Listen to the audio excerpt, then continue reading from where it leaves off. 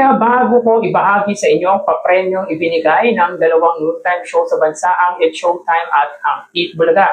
And of course, yung ads count na lumabas sa pananghaliang programa ng Iconic Trio ay umpisan po muna natin ang online viewership na kinandak nga po natin ngayong araw po ng Martes, May 5, 2026. Pero bago natin umpisahan yan mga kaparokya, kung bago lamang po kayo sa aking channel at kung gusto niyo po ng ganitong klaseng content, ay makikiusap po ako sa inyo na pakisubscribe ang aking YouTube channel, paki-like and share niyo na rin ang sa gayon ay mas dumami pa po ang makapanood ng mga ina-upload po nating video araw-araw. Maraming salamat po at sobrang na-appreciate ko po kayo mga kaparokya. By the way mga kaparokya, huwag niyo pong kalimutan na i-follow ang aking TikTok account at ang aking Facebook page. So may kita niyo po sa screen na ito yung iba pa pong social media account natin. So yun nga po mga kaparokya, kanina ay live ang episode ng It's Showtime at present na po si Ann Cabogabol-Star,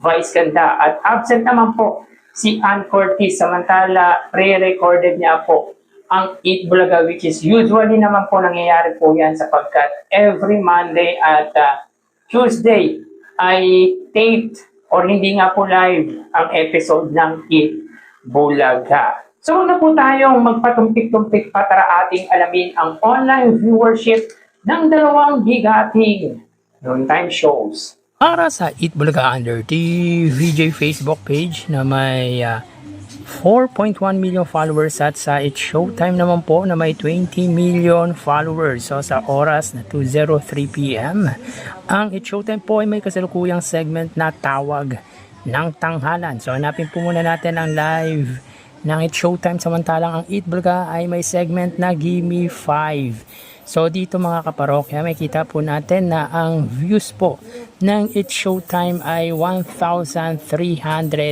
viewers. Samantalang ang Eat Bulaga naman po mga kaparokya, hanapin po muna natin ang kanilang live sa kanilang Facebook. So dito may kita po natin sila po ay may 2,300 live viewers. So may kita po natin mga kaparokya, ang pagitan ng dalawang noontime show when it comes sa kanilang Facebook live ay 1,000 views at pabor po dyan ang Eat Bulaga. So magawi tayo sa TV Network YouTube channel ng dalawang noontime shows. So para sa It's Showtime under GMA Network YouTube channel na may 41.1 million subscribers at sa Eat Bulaga under TV5 YouTube channel na may 2.78 million subscribers. So sa oras na 2:04 PM ang It's Showtime under GMA Network, sila po ay mayroong 32,000 viewers. Ang Eat Bulaga naman po under TV5 ay may 15,000 viewers. So again sa oras na 2:04 PM ang It's Showtime under GMA Network, sila po ay may 32,000 viewers at ang Eat Bulaga under TV5 naman po ay may 15,000 viewers.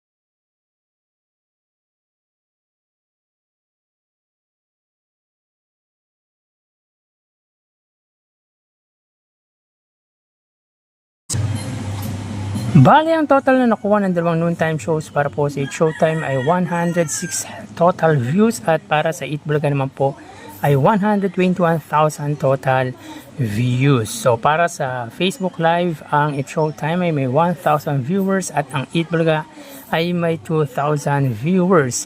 Sa TV Network YouTube channel, 32,000, sa GMA 15,000 naman po sa TV5 at sa main YouTube channel 15,000 or 73,000.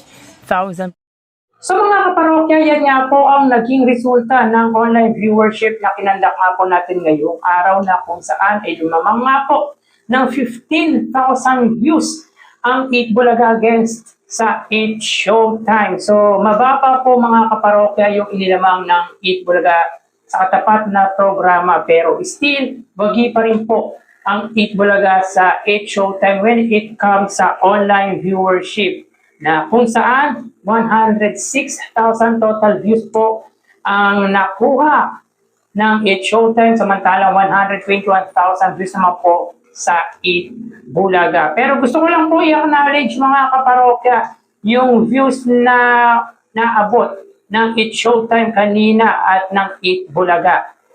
As of 12:58 PM, ang Eat Showtime po ay umabot ng 122,000 viewers, samantalang ang Eat Bulaga ay 103,000 views. So mataas po ang views ng Eat Showtime.